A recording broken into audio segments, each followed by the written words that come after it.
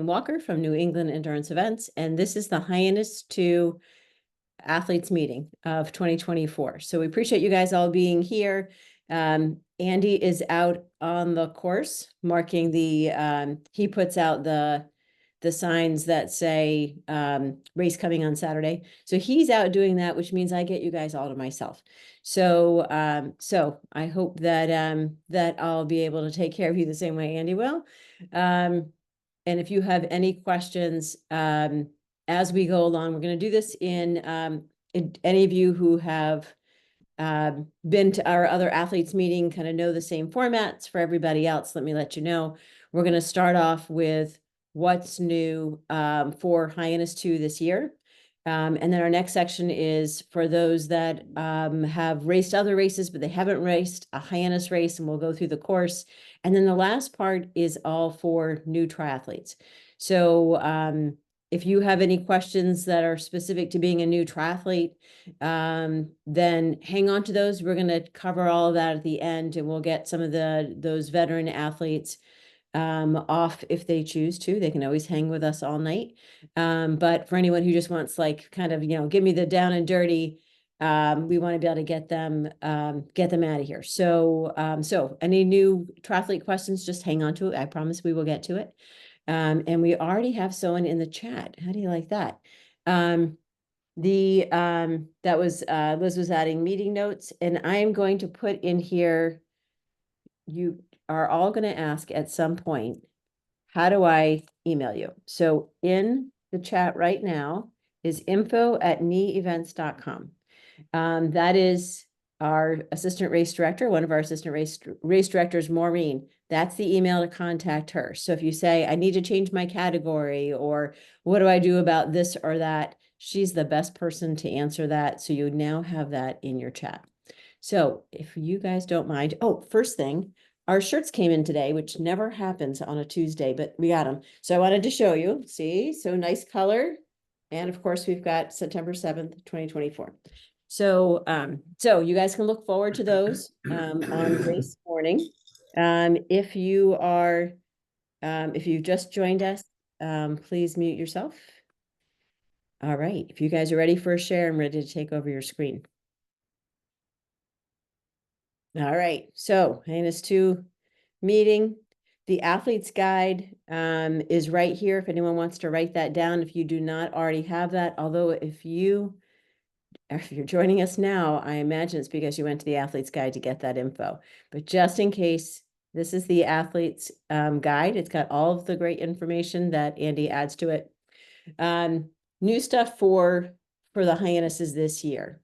One is USAT memberships. USAT, instead of just raising the rates, because they had been $15 for the 1 days for a very long time, and they decided that instead of charging everyone $15, no matter what length race, that they would do it in tiers. In theory, that's great. In reality, it causes a big mess. So bear with us if you have switched from relay or to relay from something else, or from sprint to Olympic, or back and forth. Your USAT membership might not validate because you validated it or you got it for a different distance or category. So you might be having those kinds of issues. If so, that info@knee will get you to Maureen, and she can help you out. She'll just connect you with USAT, and you guys can take care of it that way. New packet pickup. For anyone who's been racing with us, you're probably like, I got it down. You will get you'll get an email, usually Thursday afternoon, and it's your check-in pass. And essentially it has all your basic information, your name, your birth date, what category you're in. It will have your swim cap color and your swim cap wave, and whether your USAT is validated or not. That you're going to bring with you on your phone, and you'll bring it to packet pickup, and that's what we use to be able to get your packet. It also kind of helps you to see that, yep, that information's correct. If it's not correct, you want to fix it before race day. That system allows us to keep the registration open. So in the past, we've closed registration on Wednesdays, because I need to be able to create your bibs and the swim waves and all of that kind of stuff. And I can't do that if we keep getting new registrations in. So now with this new system, we can keep registration open all the way up until race morning. So for you guys, you already signed up.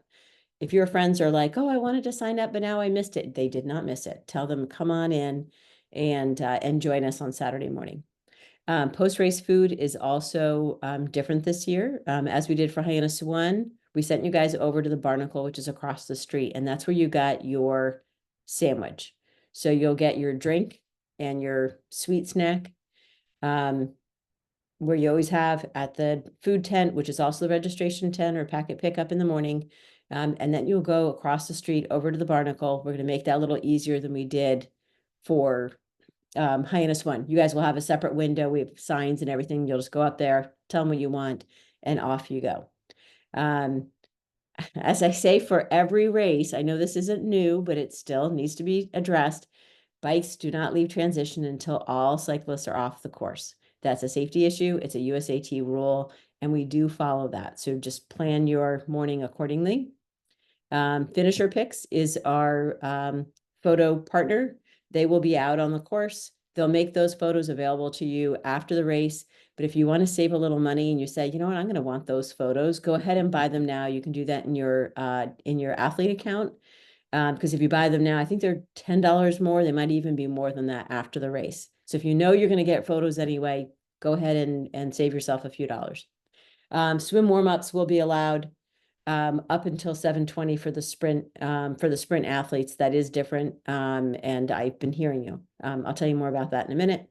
The Olympic swim course has changed slightly too from Hyannis 1, hopefully making that easier all around. And then the water temp. Water temp as of today is 72 degrees at Craigville Beach.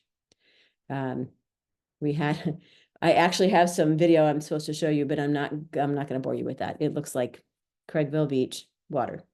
So, but the girls were really excited to be able to swim today, and the water was super calm and super comfortable. Winds are supposed to be out of, I think it's the northwest, which means they're coming off the beach, not at you. So, so that should also be good for race morning. You won't have like waves. You know, it will be relatively smooth. So that will be good for you guys. All right, post-race food. I was talking about the Barnacle. It's right across the street. Looks just like this. Your drink and your dessert is over in registration tent, and then you just walk over to the Barnacle. And this sandwiches that are listed here and salad is what's available. You get one of those options. You'll have a red meal ticket that you'll be given at registration or packet pickup, and make sure to bring that across because that's how you get your meal. All right, so of course I told you it was different. So, so for anyone that raced Hyannis 1 this last year, we did the triangle for the Olympic, then we made a smaller triangle for the sprint, but the water was pretty snotty and we weren't able to get everyone through that in a way that we could bring the lifeguards in closer to make sure that the Olympic athletes had been safe and then the sprint athletes were safe. We ended up starting late. We don't want to do that. So Andy and Scott came up with this design. Now, I'm going to break it down for you a little bit because at first it looks a little confusing, but the idea is that the Olympic are going on the outside, and then once the last Olympic athlete has started their second loop, then the sprint are going to be able to do that 400 yards here in this triangle. So I'll show you that in just a second, but the idea is to be able to start the sprint even if some of the Olympic athletes are still out there and everyone be safe. So I'll show you that in just a minute. The Olympic athletes, pretend this is the arch. You're going to go along. Usually we're counterclockwise. Hyannis 1, we had to go clockwise because of the way the currents were going. Normally it's counterclockwise. So you'll go around here, you'll swim around, you'll have the arch, which you will go through, and then you'll go and do it again. Sprint athletes are going to be waiting over here to start, and then the sprint athletes will start here and go around, and then you're done. And because of that, because of how we're starting that, then the sprint athletes are going to be able to warm up way out here, out of the way of the race that's going on for the Olympic athletes. So that should make a little better for your warm-ups. Aquathon. We do have aqua bike. I don't have a picture of aqua bike because really it's your swim, your bike, and then you're done. For the aquathon, you're going to swim with the Olympic athletes. You're doing the Olympic distance for the swim and the run, and then you're done. So when you finish and you're doing 2 loops of that of the run course, the same way that an Olympic distance athlete would do the same thing. So you'll do 2 loops on the in the water. Sorry, I didn't update this map, but you know what we're talking about. Then you're going to go out on the run, and you're going to run around the lollipop, go down here. That's where the sign is that says Olympic turnaround. That would be you. And then you're going to turn around. Oh, lost my cursor. There we are. You're going to turn around and you're going to go and do that course again. And then you'll come all the way to the end, and then you're finished. You go through the finish line. You can get your food and enjoy a well done race. That is overall awards only. Same thing with aquabike. Duathlon, considered a sprint distance, so you'll start at 7:30. You are going to meet out here in transition, right on the road. You'll start your run. So the first run is kind of get you a little bit separated. On the bike, it's actually, sorry, first run, you're going right to here. You see my little purple line? So you'll go right here. There will be a A-frame sign, yellow sign that, or a white sign that says duathlon turnaround. That is also just for FYI. That's the same sign, but on the other side for the Olympic. So the Olympics are going down that way and the duathlon's going the other way. You never actually cross because the timing doesn't work out the same. But that's where you're going to turn is you're going up the hill a little bit, and you'll turn around, you'll come back, you'll get on your bike, you'll do the bike course, which we'll talk about in a minute. And then you'll come back and you'll do the that sprint like everybody else was doing the run for the sprint. You're going to do the same thing. You'll just follow around and come all the way back. Overall awards for that as well. All right. Lobster Pot Challenge. We've been doing it the last few years. This is for all of our teams, college and youth teams, and then the age group triathlon clubs. We usually get 3, 4, sometimes 5 different clubs that are participating. They get lots of swag and free things. So if you're part of a club, make sure that your registration includes that. That's how we know how many people we have for each club. If you need help with that, if you can't find it in your registration account, let Maureen know that info at NE Events, and then she'll help you with that. We count volunteers for that. So up to 2 volunteers per club. So if you're a club member and you have a family member that's going to be coming anyway, do the club a favor, do us a favor, and ask your loved one if they want to volunteer. And then the club gets credit for that. And that might mean you winning, your club winning the Lobster Pot Challenge, and your loved one had a fun time and got a shirt, got swag, got food afterwards. It makes fun. Our charity partner, again, this year is Habitat for Humanity of Cape Cod. I usually have a little note that tells you how much that you all athletes have donated during registration, and I'd forgotten about that one.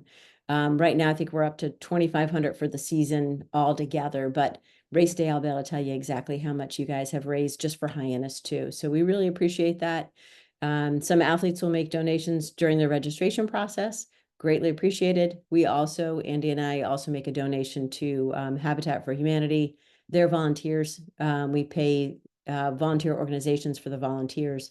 So they make money and there as well. So we're able to give them a good donation check each year. So your help with that is really appreciated. All right. Before we go, no, you know what? We're going to jump right in. I don't have Andy right here. So if you haven't raced Hyannis before, let me go over that a little bit. And I'm going to go through the course a little bit more carefully for someone who might not already be familiar. C Sports is our bike support partner. They will be at Hyannis too. So if you need air in your tires, if you found that you needed something else that was a little bigger, they're there for you. Bring a little cash if you know you have an issue. If you need a bike tube or something like that, they will have those things available. They are at a small charge. All right, so the course. So we talked about the swim, it looks a little bit different than this. The bike, this is for those that haven't biked with us before. You're gonna go up here. This is Four Corners. There's a light here, but of course the police are there, so you'll be able to go through that. You'll get on Bumps River Road here and go around Pond Street. Andy wanted me to tell you that on Parker Road, the Parker Road's been kind of crunchy lately. It seems like it needs to be paved and they haven't quite gotten there. DPW did patch it, but they're patches. So there's bumps instead of divots. And there's still a big divot at the start of Parker Road. So he said, you still have to be careful, but hopefully you won't go, flying from there. So really, kind of pay attention to the road on Parker Road. And you're going to go down Seaview, which is very pretty. East Bay, again, nice Main Street. And you're going to come to here. If you are an Olympic distance athlete, you're going to make that left. There's a police officer and there is members of my team and volunteers that are there telling you to make the left if you need to do the loop. Bay Lane is also another road that DPW is trying their best at, but they just need to resurface it. So there are some potholes and some divots on Bay Lane. So please be careful. You're going to get to the end of Bay Lane and you're going to make that left. Sorry, my cursor is, there we go. You're going to make the left here. Again, there is staff and volunteers. There's police officer. You'll make that left and you're merging with the sprint distance athletes that are out on the course by that time, and maybe some faster Olympic distance athletes. So when you're making that left off of Bay Lane, be really mindful of those people that are coming on your right. Stay to the left as long as you can to make sure that you're able to merge. If you are somebody that's coming along here and you're seeing someone coming from Bay Lane, slow it down just a little bit and stay to your right so that way they can merge. So this is not like Massachusetts Rotaries where, if you're in there first, then you get it. You really want to be safe. We've had a number of accidents there because people either weren't paying attention or decided that, that they were going to get ahead of whoever it was that was merging, and we've had issues. So please be mindful of that, whether you're passing through it or you're actually making the left there. All right, so that Olympic distance athlete has now gone around. They're going around the course one more time. And on that last, instead of doing the loop, their last part going past Bay Lane, they're going to come up back to Four Corners and then come into transition. From transition, the run, they're going to go up. They're going to go on Strawberry Road. There is a water stop here. There's also a water stop right near that turnaround. And they're going to go around and then come all the way down to the sign and then go back up and do Strawberry Lane again. And that's how you'll get in your 6.2 miles. And then, of course, when you end, you're going to come all the way down. Sprint athlete. Let me see if I think my next. There we go. Okay, so sprint athlete, same exact course, except you don't have that whole Bay Lane stuff. But be mindful that there are people that are making that left or they're making a left back onto the road where you are. So just be mindful right here and right here. The other part for you to be aware of, if you haven't raced Hyannis before, is for both courses, this little stretch right here, it goes uphill until we get to that light at Four Corners. The road there narrows, and so the police department have, I say requested, it's stronger than request, but the police department has mandated that that we cone that area and make it a single lane for us, which means only one bike at a time. So we call that the neutral zone. So that area, so what I would say is once you pass Bay Lane, if you feel like you've got someone ahead of you that's going a little slower than what you are, get past them then, because once you get into that neutral zone, you're not going to be able to pass. You will get a 2-minute penalty if you go across the cones. If you go to the left of the cones, you'll get a 2-minute penalty. If you try to pass somebody within that neutral zone, you will also get a 2-minute penalty. So it's not worth it. So keep in mind that it's coming up. Plan your bike accordingly. All right, so you're gonna finish your bike, and we did our loop here, and then you're gonna finish. All right, so I was showing you the swim course before, and I said, don't worry, I'm gonna explain it. So this is what we were looking at before. This is both courses, the Olympic and the sprint, all together in one pretty picture. And then this is the Olympic. So the two buoys that you saw here, we won't put out until the sprints are ready. So that won't get you confused. You'll just go out, assuming we get to go counterclockwise. You'll come out, you'll go around the rectangle, you'll come back, you'll go through the arch. It's a big red arch, it's hard to miss. You'll go through that arch, and then you'll go and you'll do that again. Sprint athletes, this is all you have to do. So you're going to start to the left of the, sorry, take that back. You'll start to the right of the arch. So right as we're facing the water. So it's the left here. We'll go around just the orange buoys, and you'll come through. And there's a picture coming up that will kind of show you what that looks like. We have it all coned, and you'll run into the transition area, which is here. There we go. So this is that red arch I was telling you about over here on the far right. It ends up being moved over just a little bit. This is a picture from a couple of years ago. So this is different. If you've raced with us, like in years past, we were way out here for the start, and we're not doing that now. It's going to be right over here where the red arch is. So first, that's less to walk all the way out there, and the run into transitions just a little bit shorter. So in this transition area, your run in is going to be right here from the swim. There's a water stop right there for you.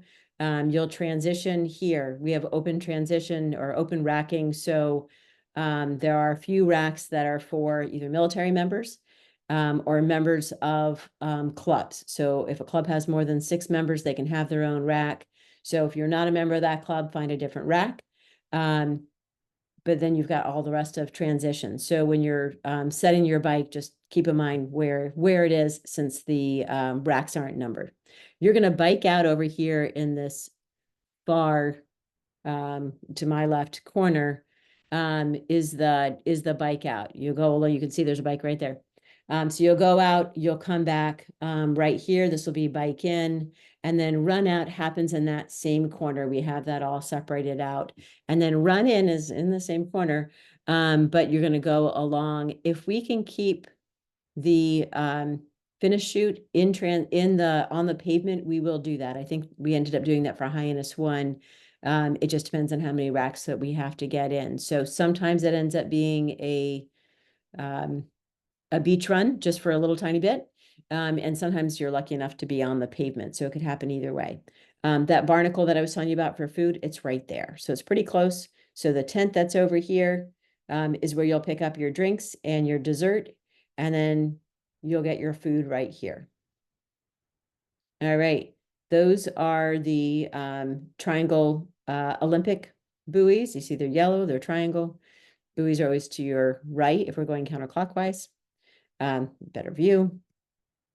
And the orange ones are for sprint. Same thing, counterclockwise, keep the buoys to your right.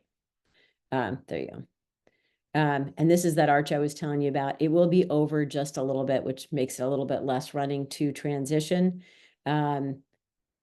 This is from a previous year, so it looks a little bit different. But the Olympic athletes will have it coned off, so that way you'll see where you run from the water, run through the arch, and run back. And there'll be tummy mats on there, so you'll want to make sure that you go through that. All right. This is what our flags look like for bike in, bike out, all of that.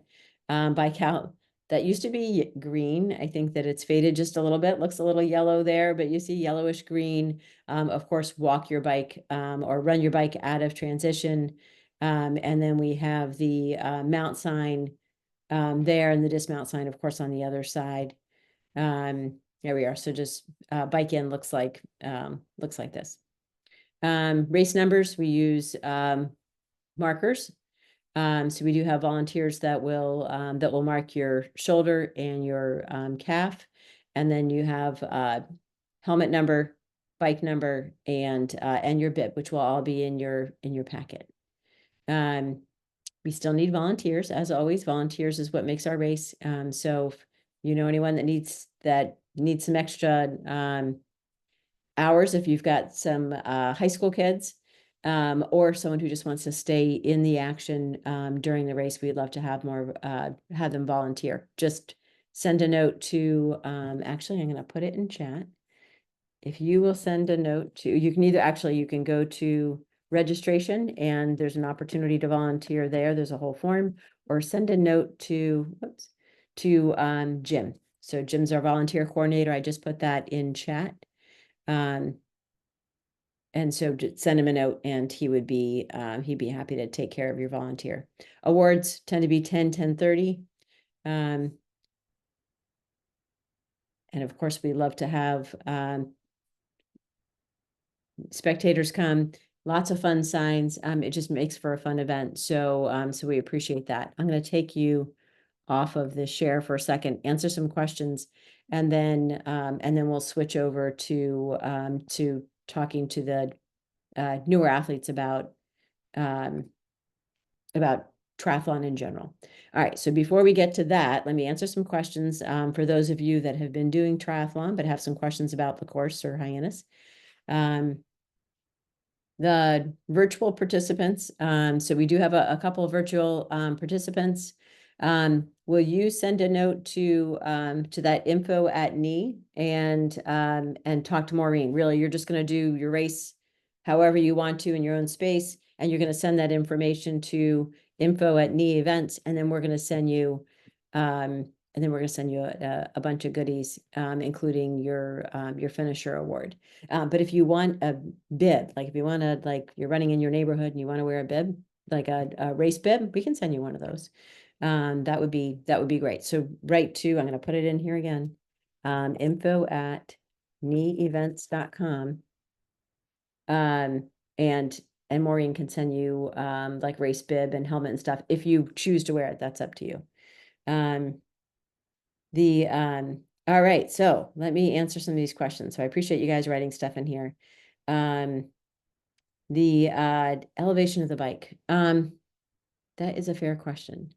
It is on Map My Ride, and I don't remember it, but we have a number of athletes that have raced with us in the past who might already know the answer.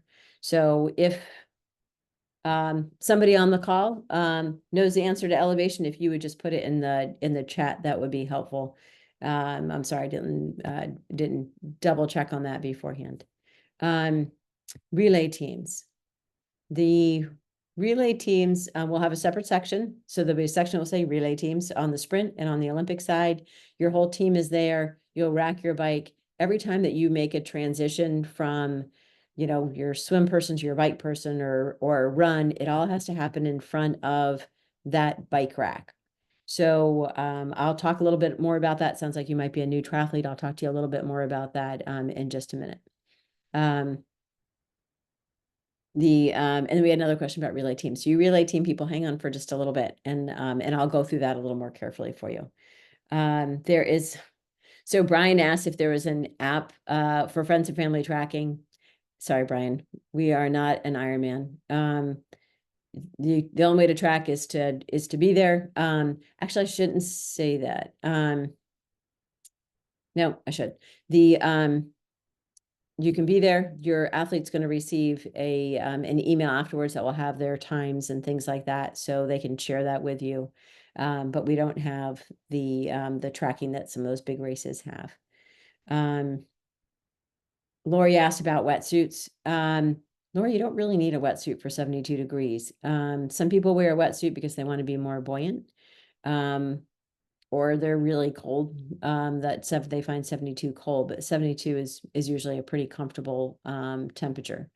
You can wear a shorty if you have that, but you really want to stick to a triathlon wetsuit, one that's neoprene and not like a surf wetsuit, because the surf wetsuit's porous. It actually pulls you down a little bit, where neoprene is doesn't let water in and it will keep you floating.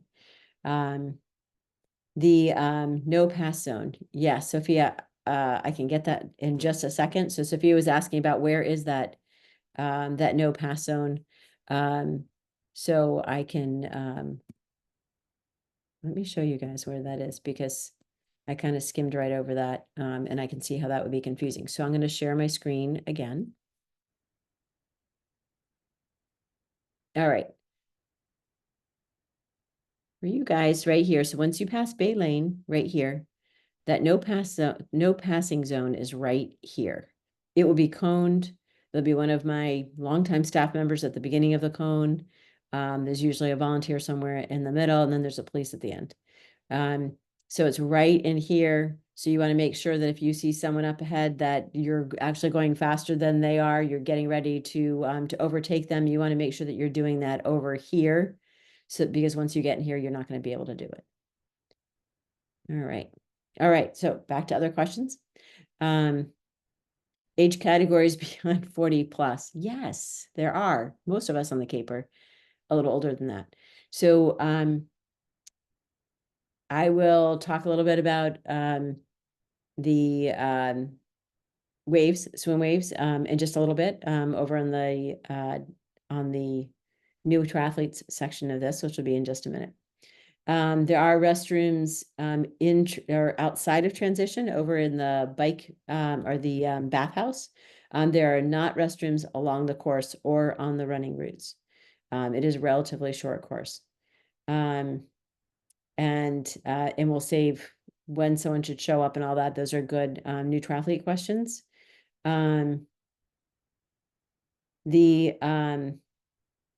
So Ellen asked about athlete's account. And I imagine that some of you might be wondering, like, how do I find my athlete's account? If you go to your confirmation email that you were sent when you first registered, and you can do a lookup for that, try putting in Hyannis, New England Endurance Events, or HAKU is our registration system. That's HAKU. Try putting that in your email search. And then you'll get that confirmation email, and in there's a link to your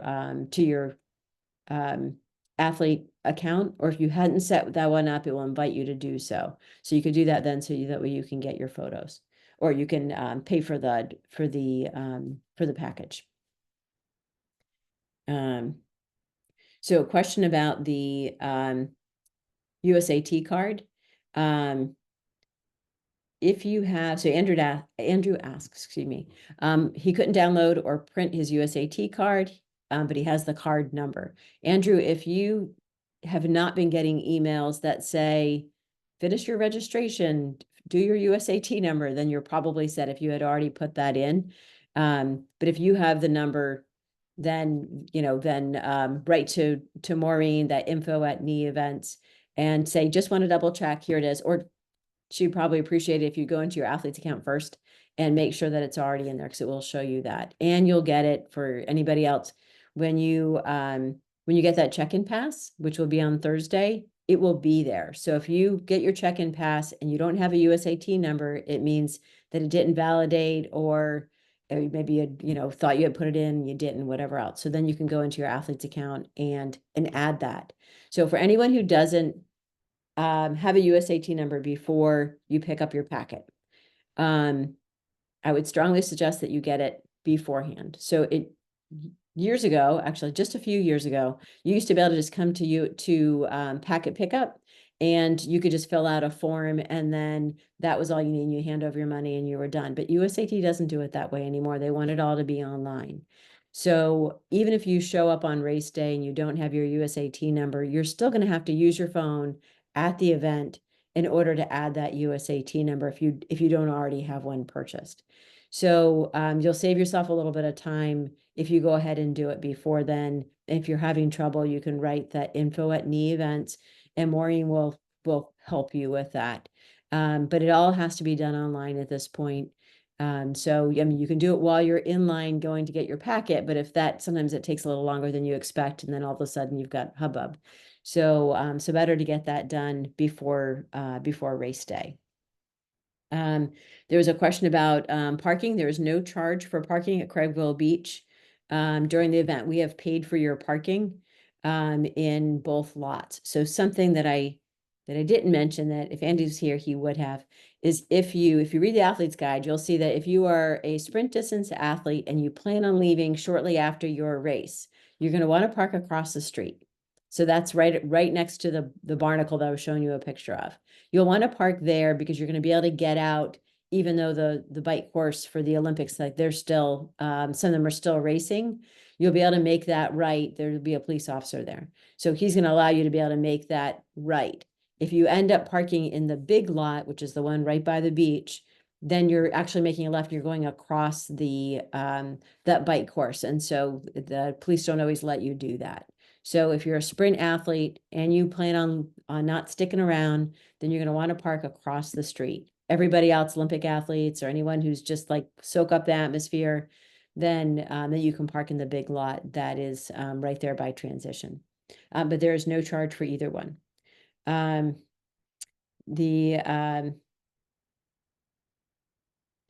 So the question, there's a few questions that are more for new athletes, which I'm going to cover in just a little bit. So I want to be able to skip to the others. The rest of you guys can go have dinner. The question was after we turn right, that no passing zone. Once you make that right, and you're kind of going downhill back towards transition, that's no longer no passing. It's just where the cones are. You'll see the cones right there. That will be very obvious. Once you get up to that hill, then you're going downhill from there, and it's anyone's game. So so you can certainly pass people after that, and that's fine. Oh, thank you, Glenn. So someone asked earlier about the bike course, and Ride with GPS has 800 vertical feet total. All right, and then Natalie was saying, onto Craigville Beach. Yes, you're going onto Craigville Beach Road once you make that right after you get over the zone, the no pass zone. And the no pass zone is not very long. And you guys are all caught up on that one now. Sorry about that. It's not very long. What is it? David, you've done Hyannis too, right? So what is it? 300 yards, maybe? Somewhere in there. Yeah, it's not that long. All right. Your bib needs to only be worn during the run, but you need your bike number and your helmet number for the bike. So you don't need to wear your bib for the bike unless you choose to. Some people do. All right, so this is the last question. So this is a good question. Then we're going to switch over to new triathlete questions. Michael asked about sharks. We've never had a shark in these waters whatsoever. So there will be, sometimes there's a drone because our photographer takes drone shots, but there are no sharks in these waters. We have never had a shark anywhere near Craigville Beach, and we don't plan on it. So you are completely safe. There's a number of people on this call that have raced for years, and I can imagine not one of you have ever seen a shark, right? Did you guys please so nod your head? No sharks. So don't worry. And God bless you for wanting to do this race, even though you think there might be sharks. So I appreciate that you're still here with us. It is a good question. I'm glad you asked it. All right, so we're going to skip back. We're going to go back to our PowerPoint, and then this next section is for anyone that maybe hasn't done a triathlon before. And so there's lots of questions that, that like you have no way of knowing unless you have a friend or you actually watch a triathlon. So anyone who has already raced with us before and you want to stay on, we would love to have you. But if not, completely understand. We will see you either Friday at Pack a Pickup or race morning at 5:30. All right. Everybody else who's on, are you guys ready? All right, let's go.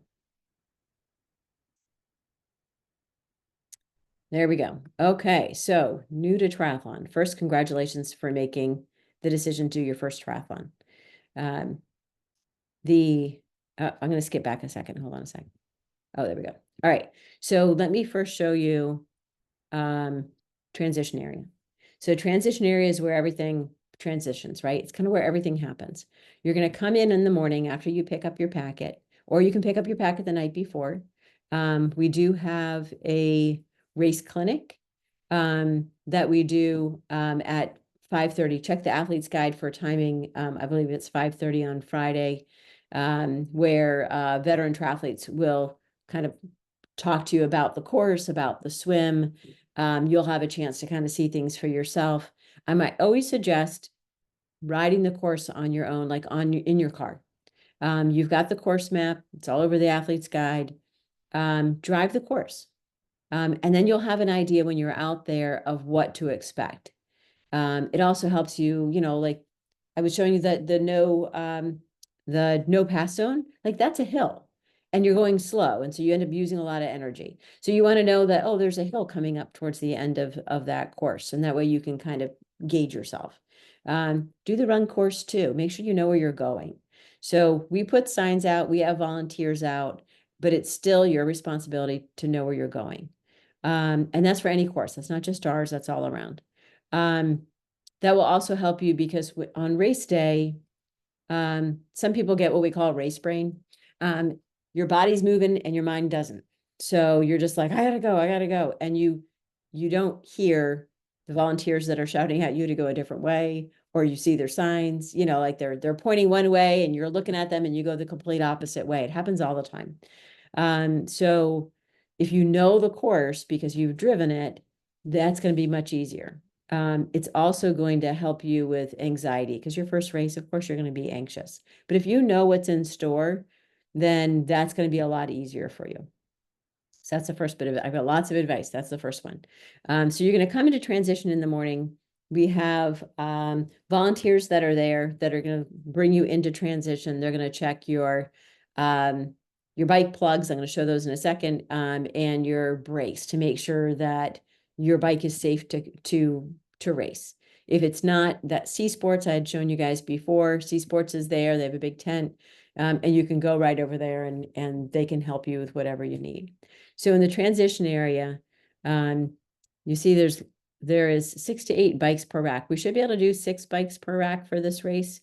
And they should always be set up every other. What I mean by that is this bike here is facing forward. The other bike should be facing the other direction. And that way your handlebars don't knock into each other when you're grabbing your bike because you're in a hurry. You want to get out on the bike course. You don't end up knocking someone else's bike or someone doesn't knock yours because you're set up that way. And I'll show you that in a second. You never ride your bike in transition, ever. There's never a reason to ride your bike. You can walk your bike. You can run your bike. You can carry your bike if you wanted to, but do not ride your bike. Many people will be barefoot, and many people are not watching where they're going. So please leave buckets or wash bins at home because they're really easy to trip over. I know that people are like, oh, the bucket, I can turn it upside down. I have a nice seat. And I totally get that. But you or somebody else is going to trip over that bucket, send it flying, and then they land on the ground, and that's not fair for them. So try to keep those things at home and bring a bike bottle. And I'll show you in a minute. I use a bike bottle to squirt on my feet. We also have, so you see the water here, right? The running in from the swim is kind of back over here in this area. We have kiddie pools set up right there when you come right off of the beach. So the kiddie pools are all lined up, a bunch of water in each one of them. You can dunk your feet in that if you want to. I am not all that balanced when I come out of the water, and so I don't do that. But a lot of people do, and it works great. If you have trouble with balance, or you just tend to be a little woozy out of the water, then I'll tell you another option in just a second. But so those little pools are over here, back here. It's hard to see, but they're back, and then you're going to come into transition and you're going to find your bike. I'll show you a trick about finding your bike in just a second, because these bike racks are not numbered. In some races they are. They have a number here and they have everything in neat rows. But we have a lot of athletes that are friends and they want to be able to bike with, like transition with their friends. And so it's up to you. You can be anywhere you want in transition as long as there's not already a reserve sign on it. All right, so everything happens in transition. The porta potties and there are bathrooms in the bathhouse, and it's all passed this way. I think I probably have a aerial photo in a little bit, but all of those bathrooms are over to the side of the bathhouse. All right, so I was mentioning before that the volunteers are checking bikes as they come in. So what he's doing right here is checking these these bar plugs. See, on either end of your handlebars, there's a little plug there. It should be. So if there's not a plug and you crash on your bike, the likelihood of that going into your side is pretty great. So it ends up creating this hole right into your organs. We don't want that.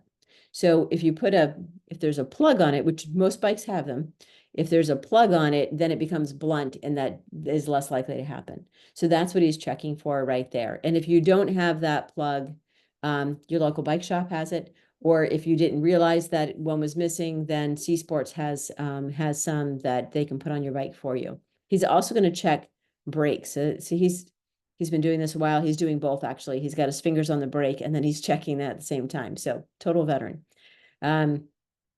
The transition area, as you see, restricted area, only athletes, volunteers, and staff are allowed in transition. No babies, no grandmas, no uncles or aunts, or friends. Nobody except for athletes and then our staff with their official shirts. That keeps your belongings safe, and it also makes it easier for you to be able to do your race without having other people in there. Even after the race, you want your stuff to be safe. So we don't allow other people in transition. They can stay outside, and you get the special place inside transition. So you see that there's like a bunch of people that are out here. Only the athletes are inside. There's that bike support. That's what their tent looks like. They can help, they have bike pumps there. So if you need to pump up your tires, they can check if the volunteer says, hey, your brakes are a little soft, you can go over to C Sports and then they're going to troubleshoot that for you. All right. So we're talking a little bit about the racking your bike. So this is what we mean.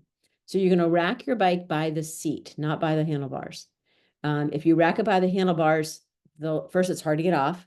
And some people I've seen, they rack it by their, like by the brakes, and then you go to take that off or somebody knocks your bike and now your brakes are broken. So you always want to rack by the seat and you want it to be facing you. All of your things should go to the right of that tire. It also leaves you a little bit of space. See, there's like this little space right here. So if you came with like a backpack or whatever, you came with all your stuff, you can kind of stick it back there and it's not going to be in anyone's way. So the next bike should be going in the opposite direction. So their seat's going to go that way and their front tire is going the other side. So that way you're every other. That will mean, you think about if you had a bike pointed this way, now your handlebars are touching each other because that's the only way you can get all the bikes in. So that wouldn't be as safe. This person has their helmet hanging from their bike. I've seen that a bit. The problem with it, though, is that somebody happens to knock into it as they're going by, and now you're ready to start your bike, and you can't find your helmet, and you can't race without a helmet. So I'll show you a better way of doing that. So this is a transition mat. In this case, they just took a towel and laid it down, kind of made it small. 2x3 is about the right size.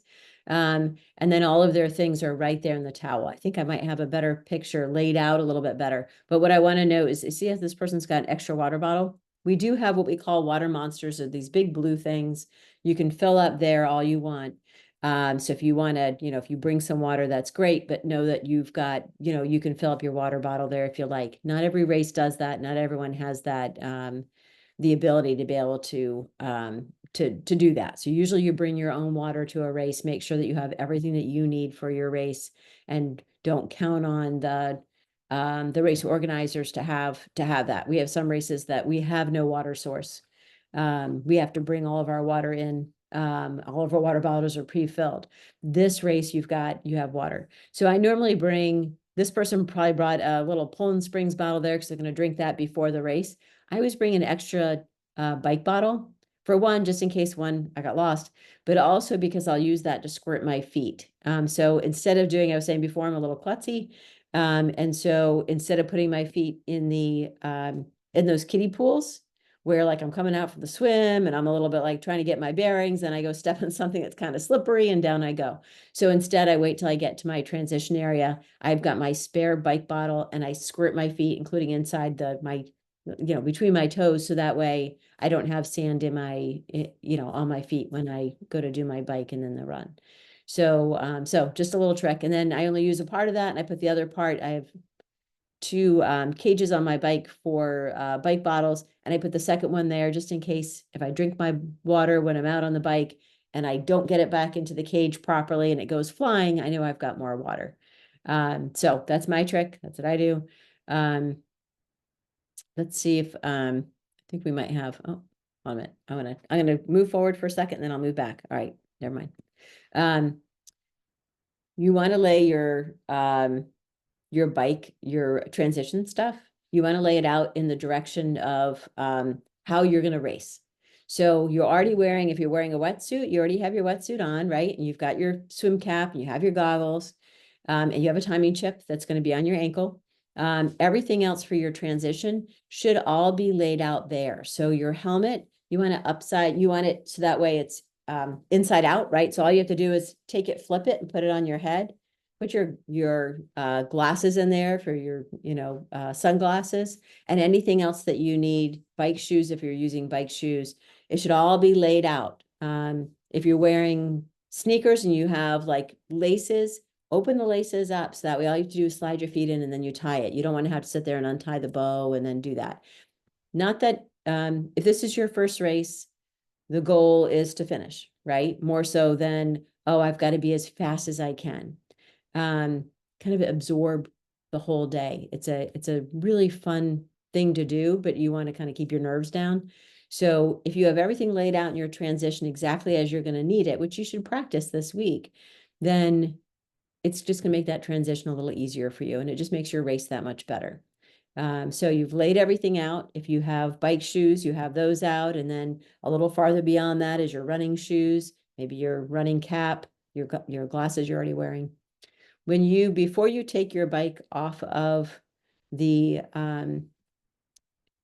rack, you've got to put your helmet on. So your helmet needs to be on, it needs to be buckled before the bike actually comes off. So this is a USA Triathlon rule, and it's to make sure that you're actually safe before you take that bike anywhere. So some people put their helmet on backwards. So when you go to put it on, if it feels a little funny, stop, take a look at it, make sure you got it on right. And then you're able to take your bike off and then run it out of transition. All right, so as I was mentioning, you do not ride your bike in transition. You only walk, or the sign says walk out, walk in. You can run. So run in, run out is fine. Just don't bike in or out. So this is what, when you come back from the bike, there's going to be a sign just like this. The same way when you went out on your bike, there was a sign just like this, and it said mount. This one says dismount. So that's where you're actually going to get on your bike. You're going to get out of transition, and then there's going to be a sign. Anywhere past that is fine for you to get on your bike, and then off you go. Try to scoot over a little bit. There's a lot of people that usually start coming behind you, and then all of a sudden you've got all these people and you're trying to get on your bike. So just scoot over just a little bit, get on your bike, off you go onto the bike course, and then do the same thing when you're dismounting. So see, she's already dismounted before she got to the sign, and now she's going to go run that in. He is just about to dismount. There's usually several volunteers and staff and all right there that are yelling at you. So what they're saying is dismount, dismount, or dismount's coming up. So either way, you're going to hop off your bike and then you're going to run into transition. There we go. So you're going to do just like that. And remember, any flag that's red is in, and any flag that is greenish is out. All right, and that was it. All right, so I'm going to take us off of share, and I'm going to answer some of those questions. So there were some that I skipped over because they were more for someone that was new to triathlon. So now I'm going to skip down and see if I can answer some of those questions for you. All right. Relay teams. So there's several questions about relay teams.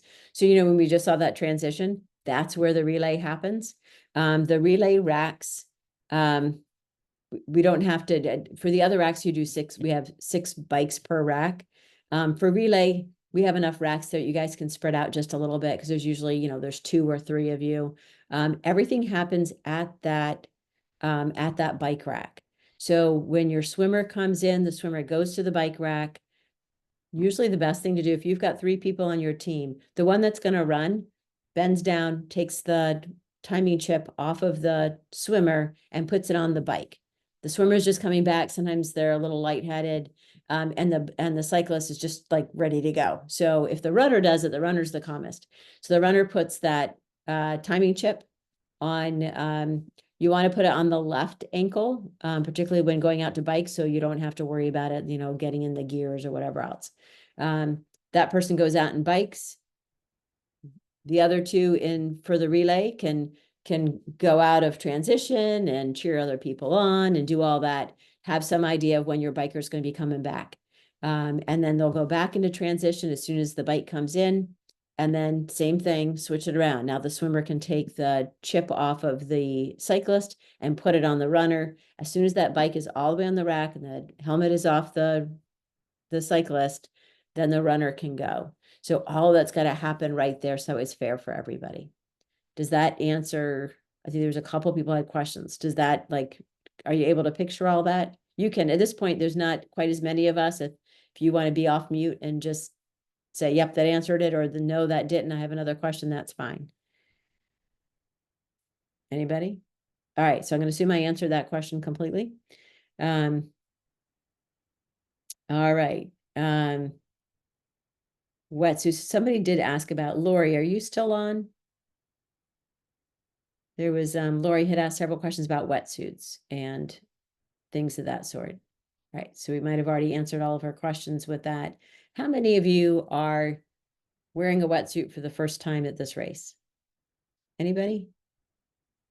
You can do a show of hands if you want to, if you don't want to say anything. Okay. Yes. There we go. Thank you. I appreciate that, Ellen. Wear your wetsuit now in the next few days. Don't wear it for the first time on race morning. So the golden rule for triathlon is nothing new on race day. And that's because there's already so many things going on. Ultimately, it won't work out the way you want when you try something, something new. And sometimes it's like, well, for me, I did something stupid trying to dismount on my bike at a race. It was the first time I watched the guy in front of me and I'm like, oh, that looks good. I'm going to try that. And that was a mistake. I ended up on the ground. So usually with wetsuits, you don't realize how tight that's going to be on you when you're before you actually put it on and swim, and then you get out there and anxiety is already high, and then that's not great for your race. So try it beforehand, and if not, then don't wear it, because 72 degrees you can probably go without it. Can I ask you one more question? Sorry. So if I'm not going to wear the wetsuit, what do you recommend if I was just going to wear a sports bra under the wetsuit, with tri shorts, and then throw a tank top or t-shirt on when I came out for the run part of the bike? What would you recommend I wear for a top just the sports bra? You could, if you wanted to do that. Or if you're going to wear a top, wear one that's close fitting, and preferably not cotton. And then don't take it off. Just wear that the whole time. So that's where you'll see a lot of people that they're wearing like tri-suits, and they're wearing like a nylon-ish kind of top that is close fitting, and then usually has a zipper so you can unzip it when you're running. But it's you don't want anything that can, once you get in the water, if you're wearing like a regular shirt, like the shirt I'm wearing, it's going to blouse up in the water. And first that's going to bug you every time you go to do a stroke, and it's kind of weighing you down a little bit, but you can totally just wear your sports bra and shorts if you prefer that. Great. Thank you. Mm-hmm. All right. Age group categories. So and I said something about 40 plus. Yeah, we have plenty of age group categories after that. I'm thinking about how we did. I haven't done the swim categories or the swim waves yet. I'm going to do those tomorrow, but it looks like we're kind of in the same ballpark as we were for our race in June. So that ends up being about 5 swim waves for the Olympic, and I think it's 7 swim waves for Hyannis. There will be at least one age group, female age group category over the 40 plus. I mean, it's usually 55 plus, somewhere in there. It just depends on how many of each I have. But our average age for this triathlon is like, what is it, 47? 43. Okay. So there's a lot of athletes that are older. It's kind of unique for the Cape. You will be very surprised by how many athletes there are that are 50, 60 plus. Cutoff times for the Olympic race. Well, so Andy has joined us, and I don't know if he wants to step over here. So I have to show off my Hyannis shirt. which Hyannis shirt are you wearing now? Hyannis this. Oh, you're wearing year. this one. Okay. 2023. Here we are. How do you know? You know, we're a couple here. So, so cutoff times for the Olympic course. So we talked to like for the swim in particular. Let's start with that. Are we gonna second loop? We have a cutoff time for that? We have a cutoff time for finishing the Olympic course. I don't think we have one.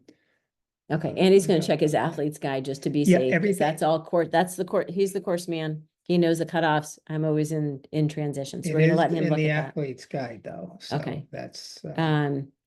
Okay, so Michael had asked about restrooms. There are not restrooms along the course, but there are in transition. Or it's not in transition, it's outside of transition. But there's bunches. Oh, so here's an insider tip for you guys. There are porta potties that are outside the bathhouse, but there's also like relatively clean, like flushable toilets inside the building. And you'll see them if you just kind of walk around. So those are always better, and they rarely ever have a line. Okay, so what did you find for time limit? Well, for the Olympic swimmers, I don't know if there's that many Olympic swimmers on.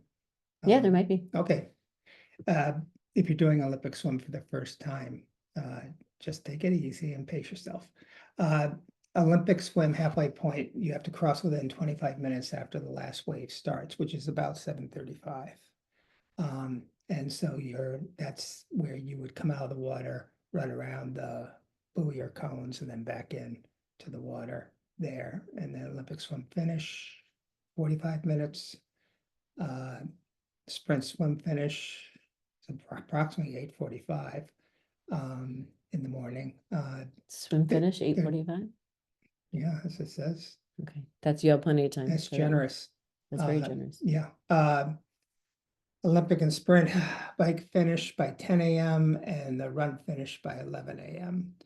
I think if you make the bike finish, off you go on the run course. If you make that time, you're off on the run course. But we do have to start breaking things down. And by 11 o'clock, we do have to take the finish line down in order to meet our commitments with the town. So it's not that we're being mean if someone comes in after 11 o'clock. It's just that we have to start packing up. And so we're sorry about that. You'll still get applause and claps from everyone who's there.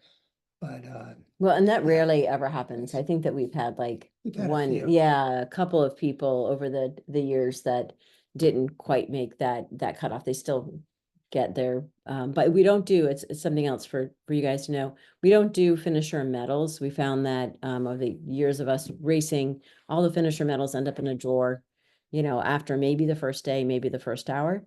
And then they're never seen again. And so those ended up getting wasted, all the materials that were used and the money that went towards that. So we'd rather give you something that you're going to use. And so you get a finisher bike bottle.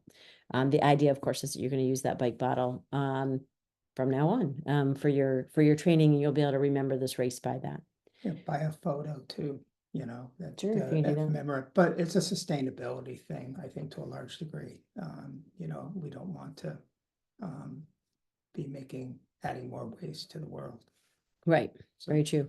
And then Michael asked about a pasta night on Friday. We do not have a pasta night on Friday, just packet pickup. And that race, what am I calling it?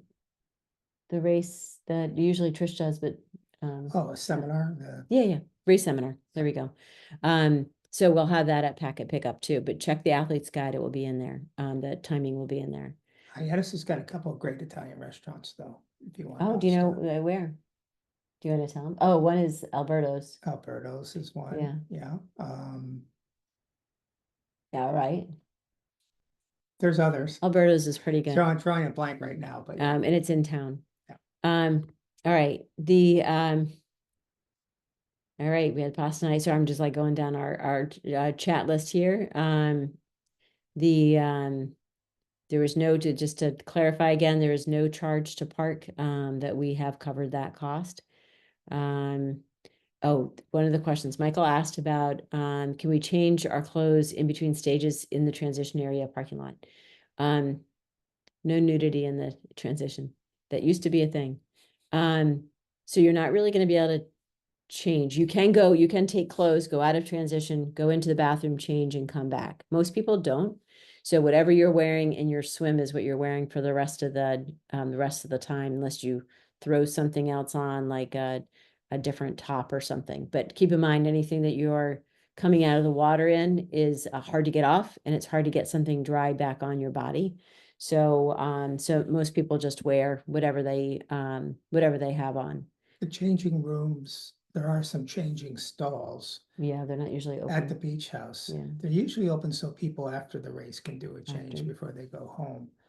So if we make sure that they're unlocked. Yeah, either in the that or I morning, mean the we have bathrooms, that. the But clean bathrooms are there. it does seem a lot for what is kind of a short race. The other option is if you're, you can do the surfer change under a towel, but That gets dangerous. takes Yeah, people. practice. Yeah, that could not end well. Up to you. All right. So nope, we went through no pass zone, and Bay Lane, and for anyone who's come on that wasn't on earlier, right in the beginning, so you might have missed it. We were talking about the road conditions. So Andy's just come back from checking the course, and Parker Road, which is kind of like the far side of the bike course, traditionally has had a bit of potholes. DPW did their best to cover the potholes, but now there's little lumps. And they missed one, right? There's a big divot near the beginning. They missed one, when you go into Osterville Center and you see all the stores, the little shops and all, and you make a right turn to head down Parker.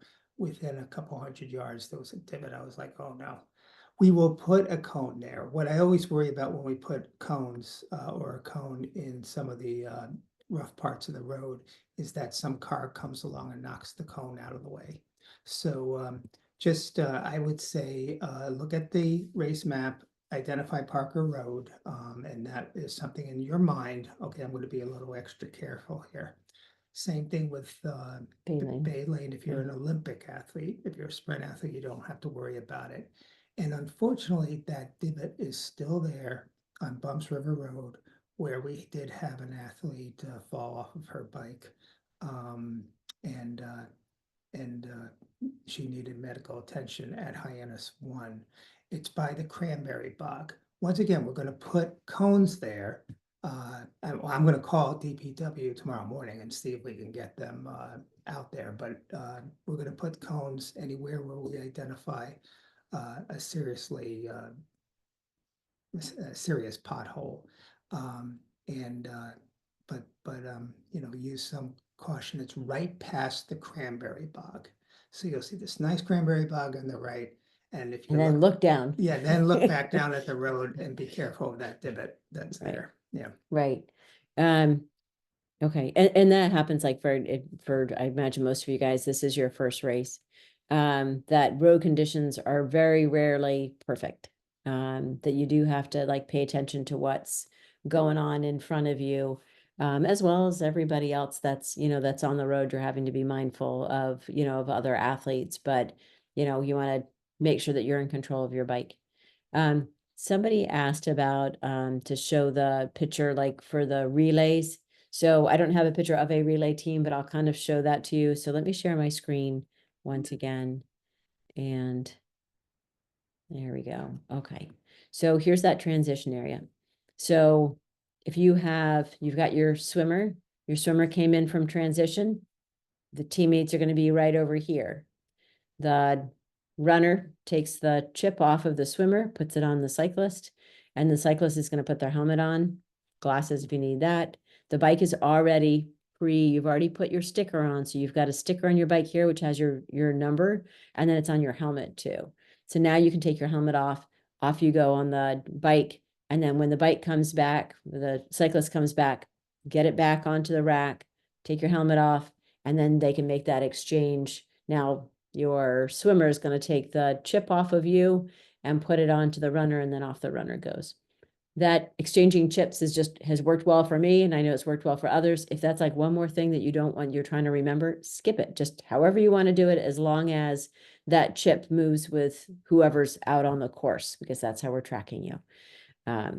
So hopefully that answered your question. If not, throw it in chat and we'll work on it some more. All right, so the timing chip you're going to get when you pick up your packet, you'll pick up an envelope, you'll get your swim cap. Oh, I can't believe I did that. So anyone who's on the call now, if you are either anxious in the water or maybe you have a medical condition, sometimes it's pregnancy, but it could be asthma, it could be something else that that means that you maybe want to have some extra eyes on you in the water. Ask for a red swim cap. Say I had the swim cap sitting right here, so I'd remember it, and I still forgot. So red swim cap. When you pick up your packet, if you're anxious in the water, you're like, this is my first race and I'm not great swimming. I didn't swim as much as I wanted to. I want lifeguards to see who, that I'm right here. Then ask for a red swim cap and we're going to swap those out for you. Or if you have a medical condition, you want to make sure that you've got extra eyes on the water. This is what the lifeguards are looking for that extra attention. They are the most wonderful lifeguards I've ever seen. We've had for years, but this just means they're going to put a little extra attention on you. So, so if you need it, just ask for it. You can still swim with your designated group. Right. Many of whom are Right. wearing other color caps or the color cap for your age group, but you can have a red cap and be among them. Right, right. Yeah. And so that way you're really standing out. You got a bunch of blue caps and there's a red cap, then the lifeguards know that there's that red cap. Let me make sure that person's fine. Yep, yep. So, so don't mind asking for those. I usually start the swim, and I usually have a pile of them also. But if some people between the time they picked up their packet and they got to the swim start decided that they wanted a red swim cap, and so we can give them to them then. But if you're at packet pickup and you know that, like, look, I need some extra eyes, then just ask for it. All right, let's see. Oh, ocean floor. So the entrance and exit at Craigville Beach is sandy. I can't think of any rocks. Falmouth is really rocky, but going out. Falmouth can be rocky. Right, It varies, but no, Craigville Hyannis is Beach really is nice smooth. and sandy. Yeah. Yeah, and it's sandy, not just on the beach, but as you get to 2 feet, 4 feet, 6 feet, well, if you're over 6 feet tall, you'll notice, oh, it's still nice and sandy. Right, but you shouldn't be putting your feet down anyway. Yeah, currently there's not much seaweed. Sometimes a little bit of seaweed or mung will come in and go, and this year that's not the case. And with the expected wind direction, it should not be seaweedy.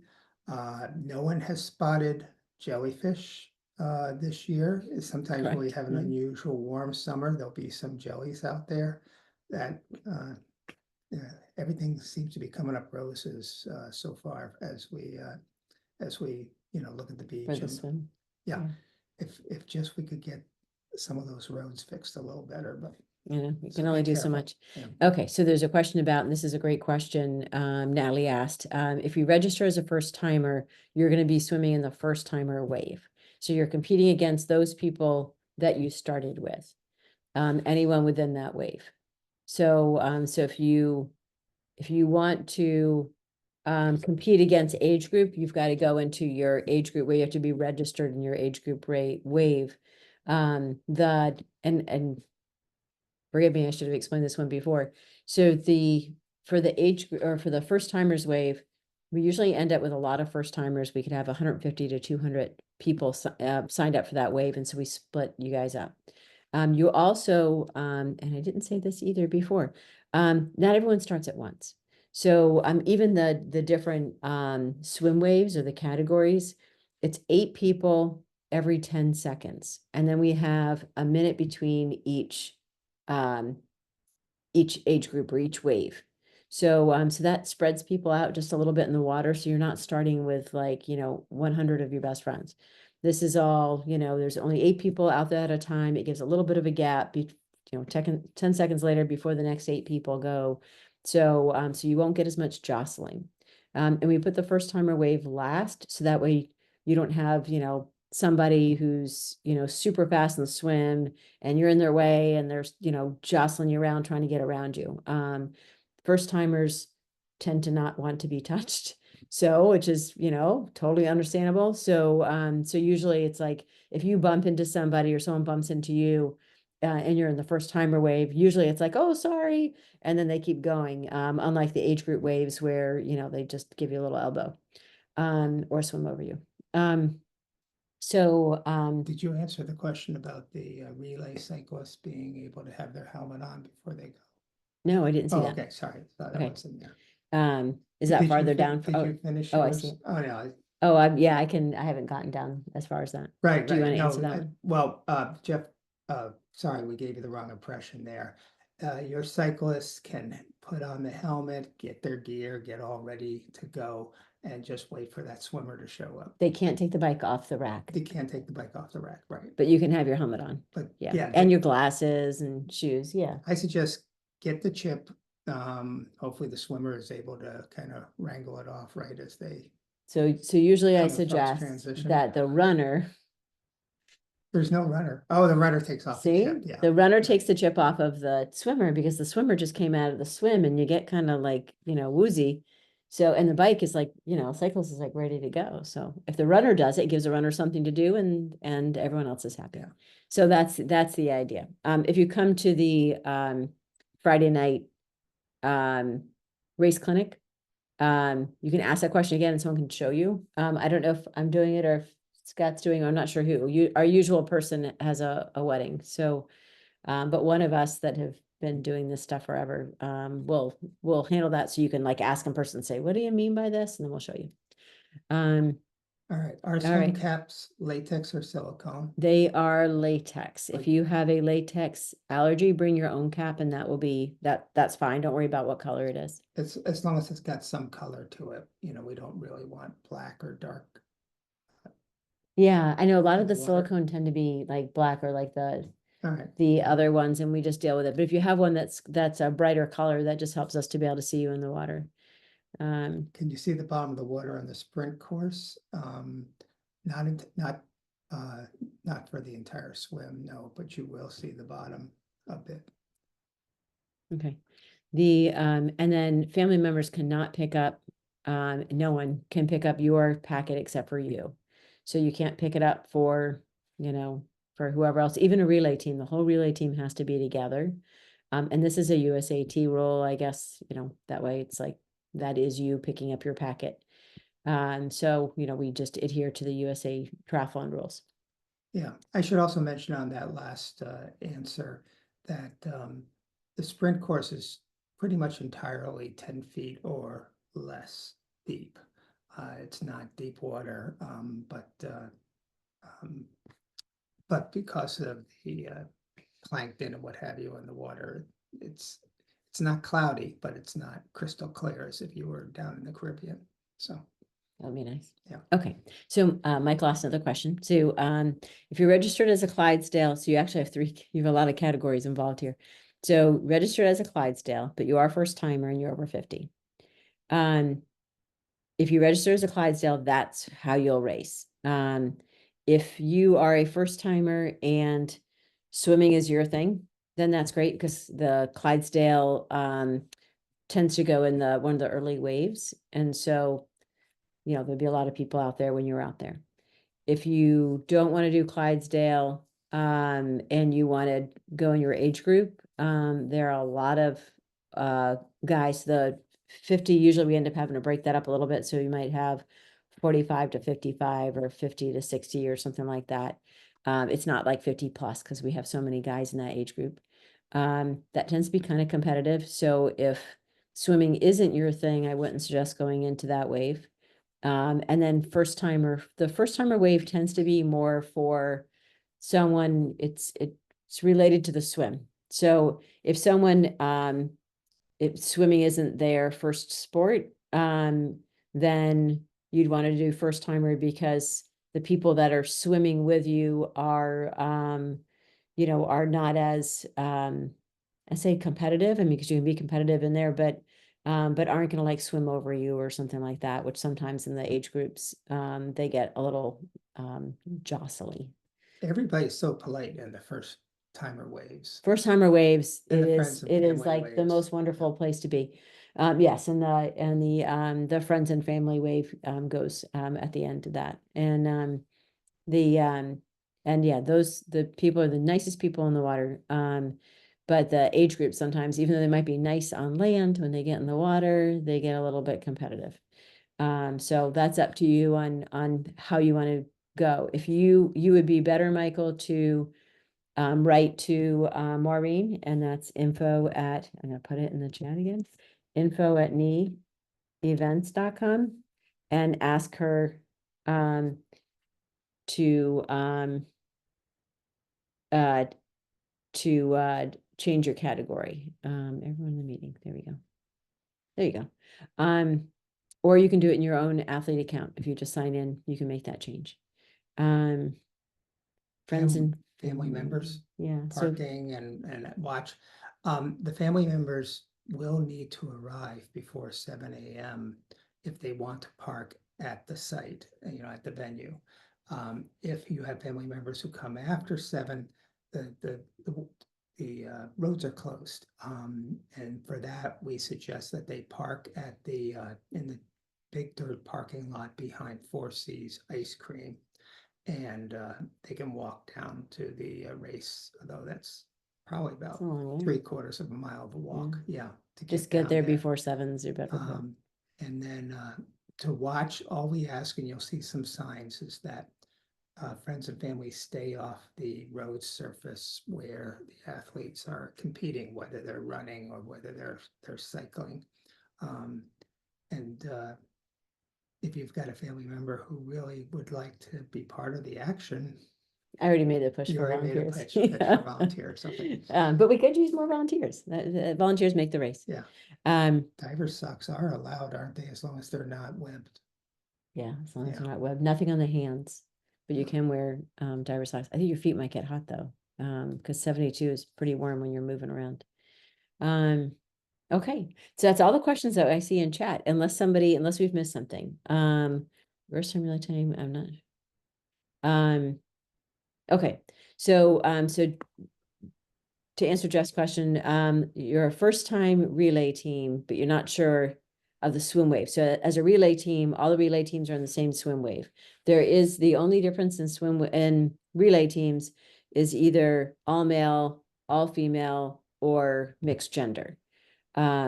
So those are the only options for relays, whether you're first timer or not. A lot of the relay teams are first time.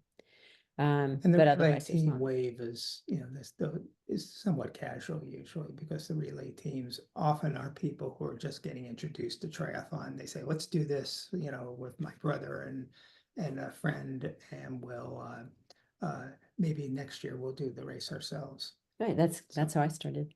But yeah, every once in a while it's like 3 people that are really great at each of those disciplines and then get in there. But most part it's just fun. And it's a lot of fun. Anyone else who's ever done a relay, it's a lot of fun to do things with other people that you're close to and you just did something together. So I hope you guys have a great time. All right. Any other questions that anyone has? All right. We're heading for 8. Can I ask a question about the age group versus the first timers? Again, I'm just wanting, am I hearing you right? That you're saying if you're concerned about the swim, that like the first timer swim is a first timer, he is really about having a swim but if you feel stronger in the swim, maybe you should swim with your age group, or do you have a recommendation there? I registered as a first timer, but I'm wondering if I should swim with my age group. That's the question. So I think that you nailed that, Natalie. Usually the reason to do the first timer wave is because, the idea of being jostled in the swim from other swimmers that have been doing this for a long time is, if that's like scary to you, and it is to many first timers.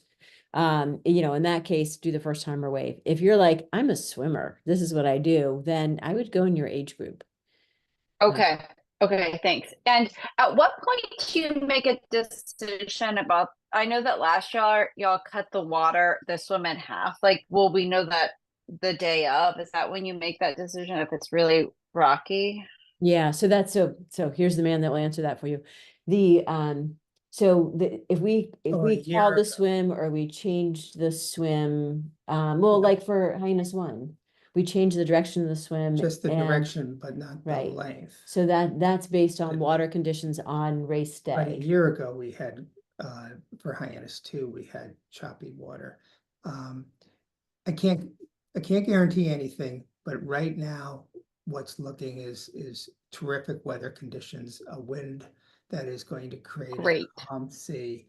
And we're watching that. And this is like a multiple day weather system that is going to just give us northeast winds day after day through Thursday, Friday, Saturday, into Sunday. And Sunday, I think there's a chance of rain and different. Whatever. But so that changes, but northeast, yeah. that wind means it's coming off the land. So that's Right. good for our swim. We don't want it to come from the south, which is going to be creating waves. So unless it's quite rough, and that has happened, but let's say next year we get a rough day out there, we may shorten the swim or alter the direction of the course just for safety.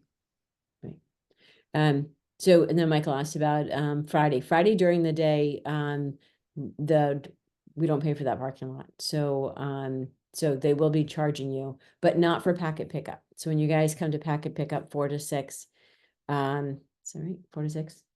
Make sure I don't Yeah. mix up my races. The different races at different times. Oh, I think it's Or 5 is to it 5 to 7. 7? It is 5 to 7. There we go. Sorry. So 5 to 7 is packet pickup. By then the ticket people are gone. So so you'll be able to park in the parking lot to pick up your packet if you're coming the night before, or doing that race seminar. But otherwise during the day, they will charge you, and it's like an outrageous amount at this point. Was it like $30 or something? Are you sure they do that after Labor Day? Because I was there Oh. today and I just drove right in. Okay, there and you I'm go. trying to think what time that was, but it was. So only in June do they do that?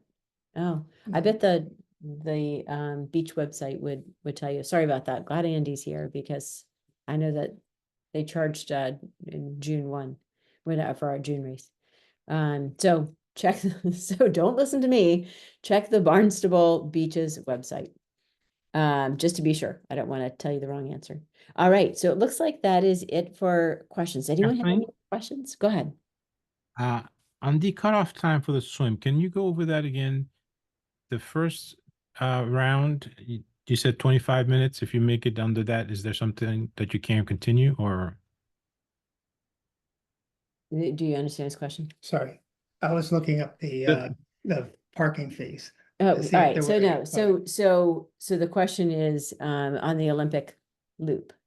Mhm. So what the cutoff time for if you don't make that loop, then The bike loop, no, the swim loop. the swim loop, okay. Yeah. So Oh, You said 25 minutes for the first jump- one. Yeah, we'll ask for your timing chip. You could jump on the bike, but then once again, you'll have a 10 o'clock time limit at the end. Of the right, but bike. you're not an official racer once we take your You're check. not an official racer, but you can. So that first loop has to be under 25 or 25 minutes. First loop 25 minutes, right? So it has to be as if you were. So that's It's the last one will Total be for one. 45. You have to finish the second loop by 45. Did I hear that correctly? let's see. Is that right? Uh, That sounds right, but Andy's got this, let me he's pull got the- it in front of him. Pull the athlete's guide up again Um to make sure I oh, don't say. So the wrong thing. while Andy's looking that up, so something else for you guys to be aware of, there's sometimes someone will start the swim and it's just not going the way they expected. And so they end up, we do have lifeguards that are all along the course. You can hang on to to their rescue board or a paddle board if you need a rest for a minute, and then you can go swim on. Sometimes though, it's just not your day and you end up coming in from the swim, you don't actually finish it. Someone brings you to shore, you just go straight into shore. You need to turn your chip in. There, you know, there's those of us that are right there on the beach, or you can go to the timer's tent. You need to turn in your chip. And that way we know that you are out of the water and you are safe. Then if you choose to continue racing as a non-official racer, you can do that, but we have your chips. You won't get a time. The timing clock will be there when you finish, but you won't have an official time. So I just wanted to clarify that. I should have said that before. You can hang on to the rescue tubes, the rescue boards. Okay, you just looked it up. Right, so the swim halfway point is 7:35 a.m. and the Olympic swim finish is 8 a.m. If someone's in the last wave, that does indeed mean you have 25 minutes to accomplish the first half and another 20 minutes to accomplish the second half. Yep. So if you go in an early wave, you have a better chance. Is that? Yeah. Yeah, like? that would be correct. Yeah, well, the problem is we can't, there's like no way for us to have swim police on the beach looking at everybody's waves and saying, wait a minute, you were, you know, so we Yeah. have to at some point say, okay, the sprinters now have to swim.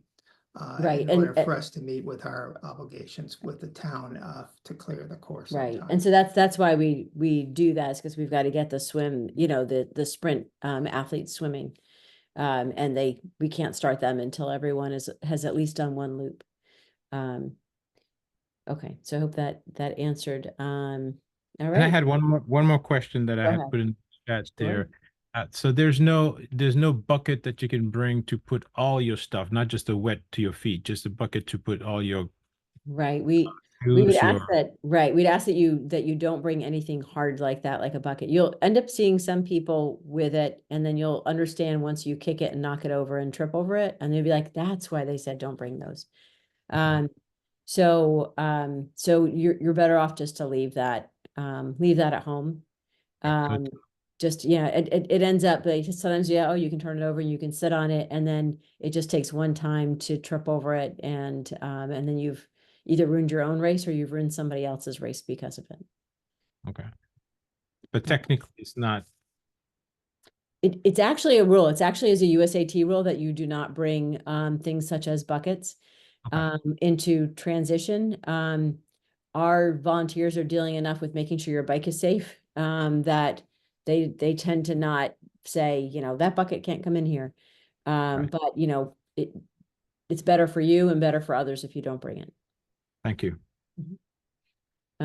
Okay, so I think that we've answered most questions. Anyone have any other questions? We have just a few of you on now, so if you want to, like Olivier just did, if you want to shout out a question, feel free to do so. All right. We're going to assume that everybody is done for the night. We really appreciate you guys being on, particularly sticking on for the last hour and a half. We will see you either Friday night at Packet Pickup, or the race seminar, or we'll see you Saturday morning. Make sure that you guys allow yourself, if you're coming Saturday morning for Packet Pickup, allow yourself a bit of time. You know, I'd say a good hour to be able to get your packet and then go set up your stuff. That will make your race much easier when you're not rushed, because we have like race announcements and things like that, and we have to get out to the beach. So you want at least an hour to be able to set up your stuff. So have a great night. Thanks so much for joining us. Thank you.